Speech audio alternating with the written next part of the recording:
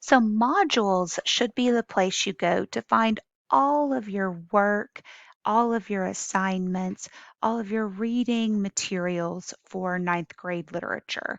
So, to find a particular assignment, you'll want to scroll to the module for that week. And when I look at this module for August 5th through 9th, I see that there are two different graded assignments, the About Me assignment and the Canvas scavenger hunt that you're currently working on. So the assignment Canvas Hunt 8-9 is found in the module for August 5th through 9th, Map Testing and Course Pretests. This is where you'll find all the work that we're doing this week.